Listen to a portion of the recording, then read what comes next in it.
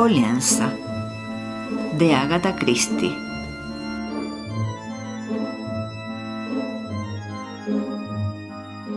El vapor de la línea Barcelona-Palma de Mallorca dejó a Parker Pyne en esta última capital en las primeras horas de la mañana. Inmediatamente Parker Pyne sufrió una desilusión. Los hoteles estaban llenos. Lo único que pudieron ofrecerle fue un cuchitril sin ventilación, con vistas a un patio interior en un hotel en el centro de la ciudad. Y Mr. Parker Pyne no estaba dispuesto a conformarse con eso. El dueño del hotel permaneció indiferente ante su desilusión. «¿Qué quiere usted?», observó encogiéndose de hombros filosóficamente. Palma se había puesto de moda. El cambio era favorable. Todos, ingleses, americanos, iban a Mallorca en invierno. Todo estaba abarrotado. Dudaba mucho de que el caballero inglés pudiera encontrar sitio en ninguna parte a no ser, quizás, en Formentor, donde los precios eran tan elevados que incluso los extranjeros vacilaban ante ellos. Parker Pyne tomó un poco de café y un panecillo y salió a ver la catedral, pero no se encontraba de humor para apreciar bellezas arquitectónicas. Luego celebró una conferencia con un servicial taxista en mal francés mezclado con español y discutieron los méritos y posibilidades de Sóller, Alcudia, Pollenza y Formentor, donde había buenos hoteles pero muy caros. Parker Pyne quiso saber el precio. Cobraban, dijo el taxista, unos precios que sería absurdo y ridículo pagar. ¿No sabía todo el mundo que los ingleses iban a Mallorca porque los precios eran muy razonables? Parker Pyne dijo que así era en efecto, pero de todos modos, ¿cuánto cobraban en Formentor? «Un precio increíble». «Muy bien, pero ¿qué precio exactamente?». El taxista se decidió por fin a contestar en cifras. Como acababa de llegar de Jerusalén y Egipto y estaba acostumbrado a los precios de sus hoteles, la cifra no impresionó demasiado a Parker Pyne. Se pusieron de acuerdo. Las maletas de Parker Pyne fueron cargadas en el taxi un poco descuidadamente y partieron a dar la vuelta a la isla, probando suerte en los hoteles más económicos que encontraron en ruta, pero con el objetivo final de Formentor. Pero nunca llegaron a aquel centro de la plutocracia, porque después de pasar por las estrechas calles de Pollenza, siguiendo la sinuosa línea de la costa, llegaron al Hotel Pin d'Or, un hotelito situado a la orilla del mar con una vista que en la neblina de aquella hermosa mañana tenía la exquisita vaguedad de una lámina japonesa. Parker Pyne comprendió enseguida que aquel y solo aquel era el sitio que buscaba. Hizo parar el taxi, cruzó la pintada verja con la esperanza de encontrar acomodo.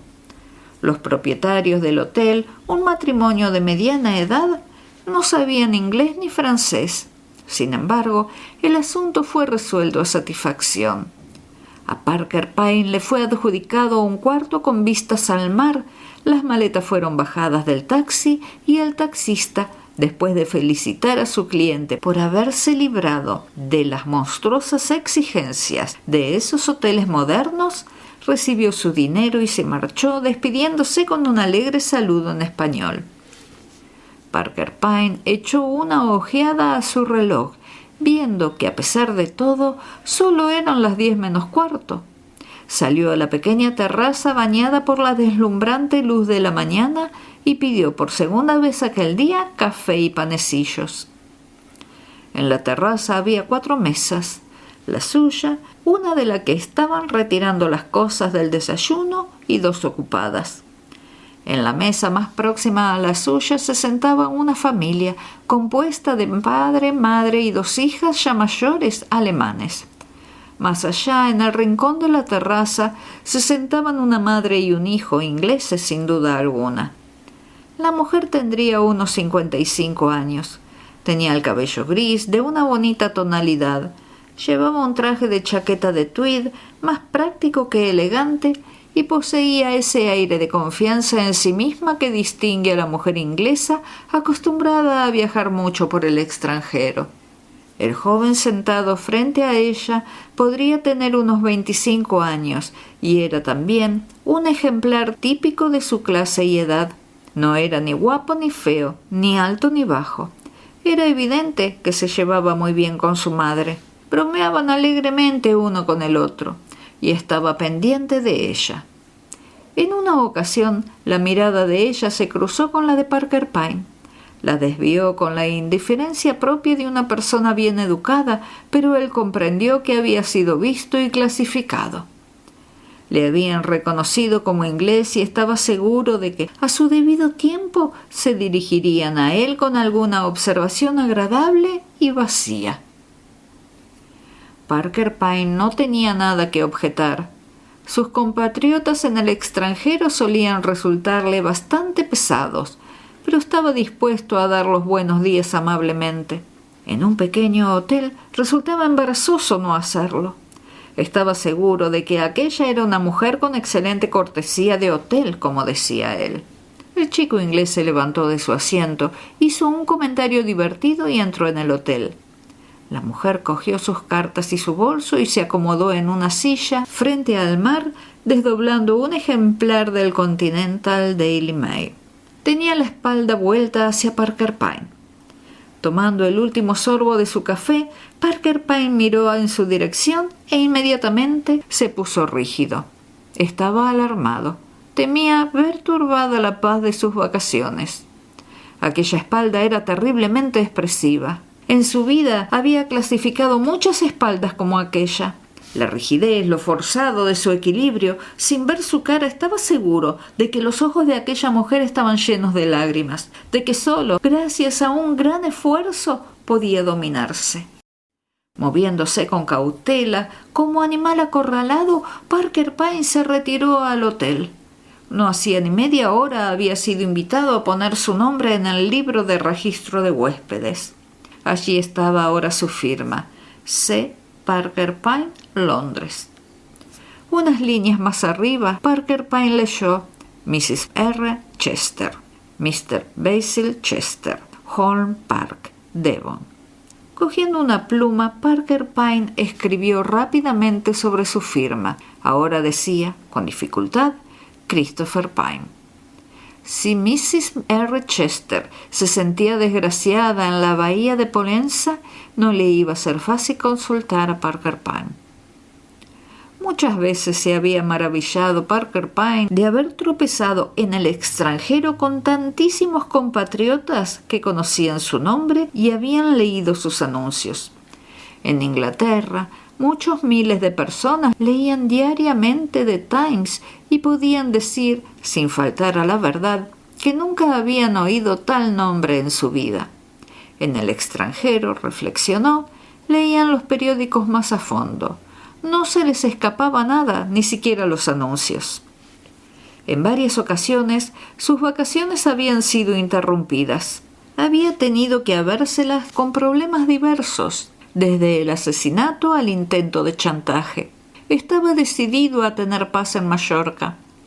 Su instinto le advertía que una madre acongojada podía turbar considerablemente esa paz. Parker Pyne se instaló en el Pink Door y se sintió muy a gusto. No lejos de allí había un hotel más grande, el Mariposa, donde se alojaban muchos ingleses. Había también toda aquella parte de una numerosa colonia de artistas. Se podía ir andando por la orilla del mar hasta el pueblecito de pescadores, donde había un bar en el que se reunía la gente y algunas tiendas. Todo muy tranquilo y agradable. Las chicas se paseaban en pantalones, el busto cubierto con pañuelos de vivos colores. En el Max Bar, jóvenes con boina y de cabellos bastante largos peroraban sobre temas tales como valores plásticos o arte abstracto. Al día siguiente de la llegada de Parker Pyne, Mrs. Chester le dirigió algunas frases convencionales sobre la belleza de la vista y la probabilidad de que el tiempo continuara bueno. Luego charló un rato sobre labores de punto con la señora alemana y cambió unas palabras corteses sobre la gravedad de la situación política con 2 señores daneses que se levantaban al alba y andaban 11 horas diarias. A Parker Pyne le pareció Basil Chester un muchacho muy agradable. Llamaba a Parker Pyne Mr. Pyne y escuchaba muy cortésmente todo lo que decía. Varias veces los 3 ingleses tomaron café juntos después de cenar. A partir del tercer día, Basil se marchaba después de unos 10 minutos, dejando a Parker Pyne a solas con Mrs. Chester. Hablaban de flores y de su cultivo, de la lamentable situación de la libra esterlina, de lo cara que estaba Francia y de lo difícil que era conseguir una buena taza de té. Todas las noches, al marcharse su hijo, Parker Pyne observaba que los labios de Mrs. Chester temblaban, pero inmediatamente se recobraba y disertaba en tono amable sobre los temas mencionados. Poco a poco empezó a hablar de Basil, de sus éxitos en el colegio, de cómo todo el mundo le quería, de lo orgulloso que hubiera estado de él su padre si viviera y de las gracias que tenía que dar al cielo porque Basil no había sido nunca de esos jóvenes turbulentos. Naturalmente, yo insisto siempre para que vaya con la gente joven, pero él parece que prefiere realmente estar conmigo. Dijo esto con una especie de satisfacción modesta. Pero Parker Pyne no respondió con una frase diplomática, lo que solía hacer sin el menor esfuerzo, sino que dijo: «Ah, bueno, parece que esto está lleno de gente joven, no en el hotel, pero todo por ahí». Al decir esto observó que Mrs. Chester se ponía rígida. Dijo que desde luego había muchos artistas. Puede que ella estuviera chapada a la antigua. El arte auténtico desde luego era otra cosa. Pero muchos jóvenes se escudaban en el arte para gandulear y no hacer nada, y las chicas bebían demasiado. Al día siguiente, Basil dijo a Parker Pyne: «Me alegro muchísimo de que apareciera usted por aquí, señor, en particular por mi madre. Le gusta hablar con usted por las noches». «¿Qué solían hacer ustedes cuando llegaron aquí?» «Solíamos jugar al piquet». «Ya, claro que uno acaba cansándose del piquet. La verdad es que tengo aquí unos amigos, una panda estupenda, muy animada. No creo que a mi madre le parezcan muy recomendables». Se rió como si la idea le pareciera divertida. «Mi madre está muy chapada a la antigua. Hasta se escandaliza cuando ve una chica en pantalones». «Comprendo», dijo Parker Pyne. «Lo que yo le digo es que uno tiene que evolucionar con los tiempos. Allá por donde vivimos nosotros, las chicas son aburridísimas». «Ya», dijo Parker Pyne. Todo aquello le interesaba mucho. Era espectador de un drama en miniatura, pero no le hacían intervenir en él. Y entonces vino lo malo, desde el punto de vista de Parker Pyne. Una señora muy alborotadora, conocida suya, se instaló en el Mariposa. Se encontraron en el salón de té en presencia de Mrs. Chester. La recién llegada gritó: «Vaya, pues no estoy viendo a Parker Pyne, al mismísimo Parker Pyne. Y Adela Chester. ¿Se conocen ustedes? ¡Ah, sí! ¿Están ustedes en el mismo hotel? Adela es único, un verdadero mago, la maravilla del siglo. Todos los problemas resueltos en 5 minutos. ¿Pero lo sabías? Tienes que haber oído hablar de él. ¿No has leído los anuncios? ¿Tiene usted algún problema? Consulte a Mr. Parker Pyne. Para él no hay nada imposible. Maridos y mujeres que se tiran de los pelos y él los reconcilia. Si has perdido el interés por la vida, te proporcionará las aventuras más emocionantes. Como te digo, es un mago».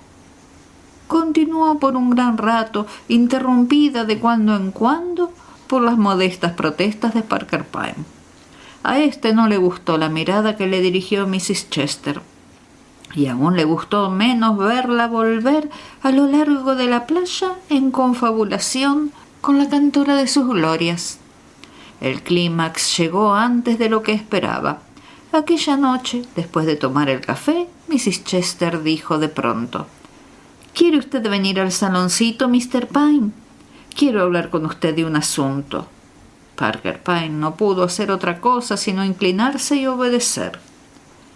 El autodominio de Mrs. Chester se había ido debilitando y al cerrar la puerta del saloncito se desplomó y se deshizo en lágrimas. «Mi hijo, Mr. Parker Pyne, tiene usted que salvarlo. Tenemos que salvarlo. Este asunto me está destrozando». «Querida señora, como simple extraño...» «Nina Wycherley dice que usted lo puede todo. Dijo que debo poner en usted toda mi confianza. Me aconsejó que se lo contara todo y dice que usted lo arreglará».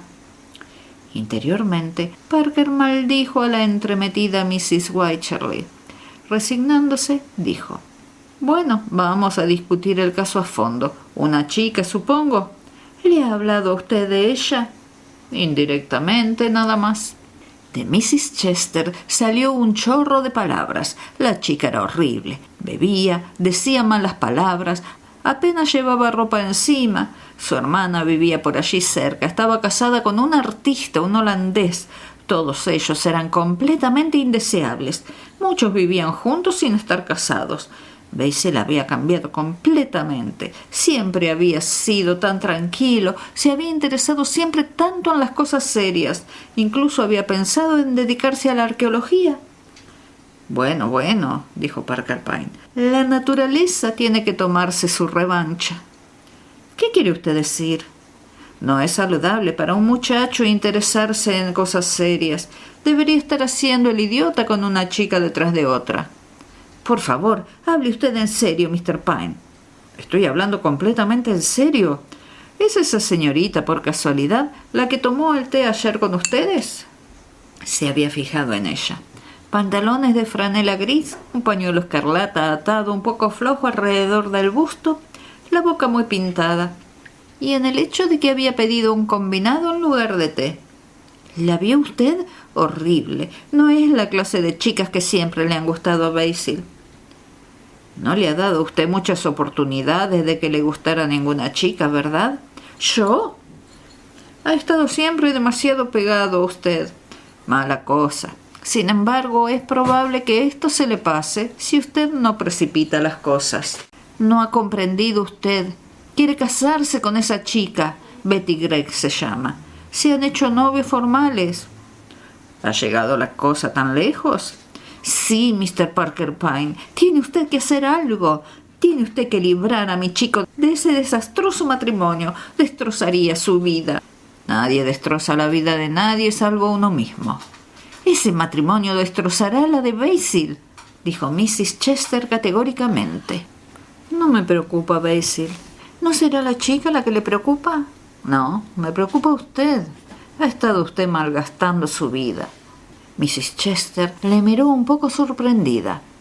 De los 20 a los 40 vive uno encadenado por relaciones emocionales. Así debe ser. Eso es la vida. Pero más tarde se llega a una nueva etapa. Puede uno pensar, observar la vida, descubrir algo sobre nuestros semejantes y la verdad sobre nosotros mismos. La vida se hace más real, adquiere mayor importancia. La ve uno como un todo, no solo como una escena, la escena que uno como actor está interpretando. Ningún hombre ni ninguna mujer es realmente el mismo hasta pasados los 45. Entonces la individualidad tiene su oportunidad. Mrs. Chester dijo: «Me he dedicado siempre a él, lo ha sido todo para mí, todo». Pues no debía haberlo sido. Ahora está usted sufriendo las consecuencias. Quiéralo usted todo lo que le parezca, pero no olvide que es usted Adela Chester, una persona, no únicamente la madre de Basil. Sería horrible para mí ver a Basil con la vida destrozada, dijo la madre de Basil. Parker Pyne contempló los delicados rasgos de su cara, la boca anhelante. Era una mujer encantadora, no le gustaría verla sufrir. Veré lo que puedo hacer, dijo. Basil Chester tenía muchas ganas de hablar, deseoso de presentar su punto de vista. Esto es un infierno. Mi madre es imposible. Está llena de prejuicios y tiene una mente muy estrecha. Si no estuviera tan obstinada, vería lo que vale Betty. ¿Y Betty? Basil suspiró. Betty está de lo más difícil. Si transigiera un poco, quiero decir, si no se pintara tanto, podría cambiar todo. Parece como si quisiera hacer lo posible por resultar moderna cuando está mi madre delante. Parker Pyne sonrió. Betty y mi madre son las dos personas que más quiero en el mundo. Parecería lógico que las dos fueran uña y carne. Tiene usted mucho que aprender, joven, dijo Parker Pyne. Me gustaría que fuera usted conmigo a ver a Betty y hablara con ella de todo esto. Parker Pyne aceptó de buen grado la invitación. Betty, su hermana y su cuñado vivían en un hotelito destartalado, un poco retirado del mar. Su vida era de una sencillez vigorizante. Sus muebles consistían en 3 sillas, una mesa y las camas. Había una alacena en la pared que contenía los platos y tazas indispensables. Hans era un joven excitable, de cabello rubio, todo revuelto y erizado. Hablaba un inglés muy raro a una velocidad increíble, paseándose de un lado a otro de la habitación. Stella, su mujer, era rubia y baja de estatura. Betty Gregg era pelirroja y tenía pecas y unos ojos traviesos. Parker Pyne observó que estaba mucho menos maquillada que el día anterior en el Pin d'Or. Le ofreció un combinado y dijo, chispeándole los ojos: ¿Está usted dentro del cotarro? Parker Pyne asintió. ¿Y en qué bando está usted, señor mío? ¿En el de los jóvenes amantes o en el de la dama intransigente? ¿Me permite que le haga una pregunta? Desde luego. ¿Ha llevado usted este asunto con tacto? En absoluto, dijo Miss Gregg con franqueza. Pero es que esa bruja me pone negra. Echó una ojeada a su alrededor para asegurarse de que Basil no podía oírla. Me saca de quicio por completo. Ha tenido a Basil atado a sus faldas durante todos estos años. Ese sistema hace que luego los hombres parezcan tontos. Basil no es tonto en realidad. Además, es tan sumamente respetable. Eso no es una cosa tan mala. Lo que pasa es que resulta anticuado por el momento. A Betty Gregg le chispearon los ojos. ¿Quiere usted decir que es como subir al desván en la época victoriana a unas sillas Chippendale? Luego las vuelve uno a bajar y dice, ¿verdad que son maravillosas? Algo así. Betty Gregg consideró la cuestión. Puede que tenga usted razón. Voy a ser sincera. Fue Basil el que me puso negra. Estaba tan preocupado con la impresión que pudiera causarle a su madre. Eso me hizo exagerar las cosas. Creo que incluso ahora sería capaz de alejarme si su madre se lo propusiera. Puede que lo hiciera, dijo Parker Pyne, si su madre supiera cómo llevar el asunto. ¿Va usted a decirle cómo llevarlo? Porque ella por sí sola no sabría. Lo único que hará será seguir censurando, y eso no servirá de nada. Pero si usted le aconseja... Se mordió los labios y alzó hacia él sus ojos azules y francos. He oído hablar de usted, Mr. Parker Pyne. Se dice que conoce usted la naturaleza humana. ¿Cree usted que Basil y yo podríamos llevarnos bien o no? Me gustaría que contestara usted a 3 preguntas. ¿Un test de compatibilidad? Muy bien, adelante. ¿Duerme usted con la ventana abierta o cerrada? Abierta. Me gusta que entre mucho aire. ¿Tienen Basil y usted los mismos gustos sobre comida? Sí. ¿Le gusta acostarse tarde o temprano? Le diré en confianza que temprano. A las 10:30 me pongo a bostezar y por la mañana me siento llena de vida. Claro que nunca lo admitiría. Creo que podrían llevarse ustedes muy bien, dijo Parker Pyne. ¿Un test un poco superficial? Nada de eso. He conocido por lo menos 7 matrimonios que fracasaron por completo porque al marido le gustaba estar levantado hasta las 12 y la mujer se quedaba dormida a las 9:30, y viceversa. Es una lástima que no pueda ser feliz todo el mundo, dijo Betty. Basil y yo juntos y su madre dándonos su bendición. Parker Pyne soltó una tosecita. Creo, dijo, que eso podría arreglarse. Ella le miró recelosa. ¿No me estará usted engañando?, preguntó. El rostro de Parker Pyne permaneció inescrutable. A Mrs. Chester la animó con unas cuantas vaguedades. Un noviazgo no quería decir boda, precisamente. Él se marchaba una semana a Soler. Le aconsejó que adoptara una actitud diplomática, que fingiera aceptar los hechos. En Soler pasó una semana muy agradable. A su regreso se encontró con que había ocurrido algo completamente inesperado. Al entrar en el Pin Door, lo primero que vio fue a Mrs. Chester y a Betty Gregg tomando el té juntas. Basil no estaba. Mrs. Chester tenía aspecto demacrado. Betty también tenía mala cara. Apenas iba maquillada y parecía como si hubiera llorado. Le saludaron amablemente, pero ninguna de las dos mencionó a Basil. De pronto, Parker Pyne vio a Betty retener la respiración como si algo le hubiera hecho daño. Parker Pyne volvió la cabeza. Basil Chester estaba subiendo los peldaños que llegaban al mar. Con él iba una chica tan sumamente hermosa y exótica que le dejaba a uno sin habla. Era morena y tenía una figura maravillosa. Nadie podía dejar de notarlo porque llevaba un traje de baño azul muy reducido. Iba muy maquillada, con polvos color ocre y labios de un tono entre naranja y escarlata.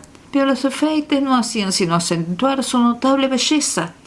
En cuanto a Basil, parecía incapaz de apartar de ella la vista. «Vienes muy tarde, Basil», dijo su madre. «Tenías que llevar a Betty a Max». «Fue culpa mía», dijo la hermosa desconocida, arrastrando las palabras. «Se nos pasó el tiempo sin darnos cuenta». Se volvió hacia Basil. «Encanto, tráeme algo de beber que sea fuertecito». Se quitó los zapatos y estiró los pies, cuyas uñas llevaba pintadas de verde esmeralda, haciendo juego con las uñas de las manos. No hizo el menor caso de las dos mujeres, pero se inclinó un poco hacia Parker Pyne. «¡Qué isla más horrible!», dijo. «Me moría de aburrimiento antes de conocer a Basil. Es un ángel». «Mr. Parker Pyne, la señorita Ramona», dijo Mrs. Chester. La chica respondió a la presentación con una sonrisa lánguida. «Creo que enseguida le llamaré Parker», murmuró. «Yo me llamo Dolores». Basil volvió con las bebidas. La señorita Ramona repartió su conversación de pocas palabras, casi todo se reducía a miradas, entre Basil y Parker Pyne. De las dos mujeres no hizo el menor caso. Betty trató una o dos veces de mezclarse en la conversación, pero la otra chica se limitó a mirarla y a bostezar. De pronto, Dolores se levantó. «Creo que me voy. Estoy en el otro hotel. ¿Me acompaña alguien a casa?» Basil se puso en pie de un salto. «Voy yo contigo». Mrs. Chester dijo. «Basil, hijo». «Vuelvo pronto, mamá». «Miren al niño de su mamá», dijo la señorita Ramona sin dirigirse a nadie en particular, siempre pegadito a sus faldas. Basil enrojeció y se quedó confuso. La señorita Ramona hizo una señal con la cabeza en dirección a Mrs. Chester, sonrió a Parker Pyne de un modo deslumbrante y se marchó con Basil. Tras su marcha, se produjo un silencio embarazoso. Parker Pyne no quería ser el primero en hablar. Betty Gregg se retorcía los dedos y miraba hacia el mar. Mrs. Chester parecía confusa e indignada ante aquel proceder. Betty dijo, con voz algo insegura: «Bueno, ¿qué le parece nuestra última adquisición en la bahía de Polenza?» Parker Pyne dijo con cautela: «Un poquito exótica». «¿Exótica?» Betty soltó una sonrisita amarga. Mrs. Chester dijo: «Es espantosa, espantosa. Basil debe de estar loco». Betty dijo cortante: «Está bien cuerdo». «¡Qué uñas!», dijo Mrs. Chester, estremeciéndose de repugnancia. Betty se levantó bruscamente. «Creo, Mrs. Chester, que es mejor que me vaya a casa y no me quede a cenar». «Pero, querida, Basil lo va a sentir mucho». «¿Sí?», preguntó Betty soltando una risita. «De todos modos me voy. Me duele la cabeza». Le dirigió una sonrisa y se marchó. Mrs. Chester se volvió hacia Parker Pyne. «Ojalá no hubiéramos venido nunca a este lugar, nunca». Parker Pyne movió tristemente la cabeza. «No debía haberse usted marchado», dijo Mrs. Chester. «Si usted hubiera estado aquí, esto no hubiera ocurrido». Parker Pyne no pudo menos de contestar: «Señora mía, le aseguro a usted que tratándose de una chica guapa no tendría influencia alguna sobre su hijo. Parece de un temperamento un poco impresionable». «Nunca lo había sido», dijo Mrs. Chester compungida.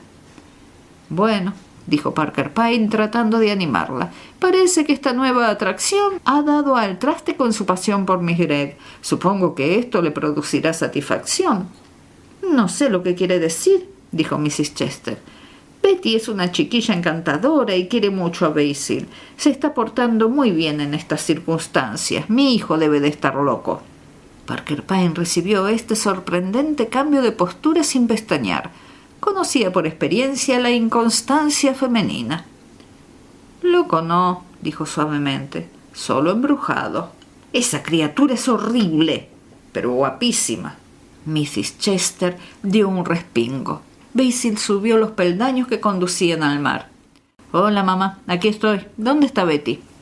Betty se ha marchado a su casa. Le dolía la cabeza y no me extraña. ¿Quieres decir que estaba enfadada? Me parece, Basil, que estás portándote sumamente mal con Betty. Por Dios, mamá, no me sermonees. Si Betty se va a poner así cada vez que hable con otra chica, bonita vida me espera. Es tu prometida. En estos tiempos la gente tiene que vivir su vida y tratar de acabar con los celos. Se calló un momento. Mira, si Betty no va a cenar con nosotros, voy a volver al Mariposa. Habían insistido en que me quedara a cenar. Pero Basil... El chico le dirigió una mirada exasperada y bajó corriendo los peldaños. Mrs. Chester dirigió a Parker Pyne una mirada llena de elocuencia. «¿Ya ve usted?», dijo. Sí, ya veía. La crisis sobrevino 2 días más tarde. Betty y Basil habían planeado dar un largo paseo y llevarse la merienda. Betty llegó al Pindor y se encontró con que Basil había olvidado el plan y había ido a pasar el día a Fort Mentor con la panda de Dolores Ramona. Como única demostración, Betty se limitó a apretar los labios. Sin embargo, poco después se levantó y se quedó de pie delante de Mrs. Chester. Estaban las dos solas en la terraza. «Muy bien», dijo. «No importa, pero de todos modos creo que lo mejor es que demos el asunto por terminado». Se sacó del dedo el anillo que Basil le había dado en espera de comprar el verdadero anillo de compromiso. «¿Quiere usted devolverle esto, Mrs. Chester? Y dígale que está bien, que no se preocupe». «Betty, querida, por favor, él te quiere de verdad». «Eso parece», dijo la chica con una risita. «No, yo tengo mi orgullo. Dígale que no se preocupe y que le deseo suerte». Cuando Basil volvió al atardecer, le esperaba una tormenta. Enrojeció un poco al ver el anillo. «Con que eso es lo que quiere, ¿verdad? Bueno, puede que sea lo mejor». «Basil, la verdad, mamá, no parece que nos hayamos llevado muy bien últimamente». «¿Y de quién es la culpa?» «No creo que haya sido mía precisamente. Los celos son una cosa horrible y además no sé por qué has de disgustarte tanto. Tú misma me has pedido que no me casara con Betty. Eso fue antes de conocerla bien. Basil, querido, no pensarás casarte con esa otra». Basil Chester dijo tranquilamente: «Me casaría con ella sin dudarlo si me quisiera, pero me temo que no me querrá». Mrs. Chester sintió que un escalofrío le corría por la espina dorsal. Fue en busca de Parker Pyne y lo encontró en un rincón tranquilo, leyendo plácidamente un libro. «Tiene usted que hacer algo, tiene usted que hacer algo. La vida de mi hijo va a ser destrozada de un momento a otro». Parker Pyne se estaba cansando un poco de la vida de Basil Chester. «Vaya a ver a esa horrible criatura. Si es necesario, cómprela». «Puede que resulte muy caro». «No me importa. Sería una lástima, pero puede que haya otros medios». Ella le interrogó con la mirada, pero Parker Pyne movió la cabeza en sentido negativo. «No prometo nada, pero veré lo que puedo hacer. Conozco el tipo. Por cierto, ni una palabra a Basil. Sería fatal». «Claro que no». Parker Pyne volvió del Mariposa a medianoche. Mrs. Chester le esperaba levantada. «¿Qué hay?», preguntó impaciente, reteniendo la respiración. Los ojos de Parker Pyne chispearon. «Miss Dolores Ramona saldrá de Pollenza mañana por la mañana y de la isla mañana mismo por la noche». «Oh, Mr. Parker Pyne, ¿cómo lo consiguió?». «No costará ni un céntimo», dijo Parker Pyne, chispeándole de nuevo los ojos. «Pensé que a lo mejor podía influir en ella y no me equivoqué». «Es usted maravilloso». Nina Wycherly tenía razón. Tiene usted que decirme cuánto o sus honorarios, pues deseo... Parker Pyne levantó su mano cuidada. Ni un penique. Ha sido un placer. Espero que todo salga bien. Claro que al principio el chico estará muy disgustado cuando se entere de que ha desaparecido sin dejar su dirección. Tenga usted cuidado con él durante una semana o dos. Si Betty le perdonara... Claro que le perdonará. Son una pareja simpática. Por cierto, yo también me marcho mañana. Necesito estar en Londres. Le vamos a echar de menos, Mr. Pyne. Puede que sea mejor que me vaya antes de que su hijo se encapriche de una tercera chica. Parker Pyne se inclinó sobre la barandilla del barco y miró las luces de Palma. A su lado estaba Dolores Ramona. Él estaba diciendo: «Buen trabajo, Madeleine. Me alegro de haberte telegrafiado que vinieras. Es extraño, siendo usted realmente una chica tan casera y tranquila». Madeleine de Sara, alias Dolores Ramona, alias Maggie Sawyer, dijo modosita: «Me alegro de que esté contento, Mr. Parker Pyne. Ha sido un modo agradable de romper la monotonía. Bueno, me voy abajo a acostarme antes de que salga el barco. Me mareo un tanto». Unos minutos más tarde, una mano se posó en el hombro de Parker Pyne. Al volverse, éste se encontró con Basil Chester.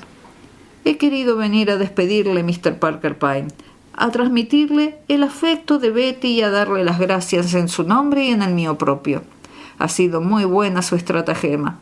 Ahora Betty y mamá son uña y carne. Ha sido una pena tener que engañarla a la pobrecita, pero se estaba poniendo muy difícil. Bueno, ahora todo va bien. Solo tengo que tener cuidado con seguir de mal humor unos días más. Nunca podremos agradecérselo bastante, Betty y yo». «Les deseo que sean muy felices», dijo Parker Pyne. «Gracias». Se produjo un silencio. Luego Basil dijo, con indiferencia un tanto exagerada: «¿Está Miss de Sara por ahí? Me gustaría darle las gracias también a ella». Parker Pyne le dirigió una mirada penetrante. «Lo siento», dijo. «Miss de Sara se ha acostado». «Bueno, mala suerte. Puede que algún día la vea en Londres». «A decir verdad, se marcha a América casi enseguida, a hacerme un trabajo». «Ah», dijo Basil con voz inexpresiva. «Bueno, me marcho». Parker Pyne sonrió.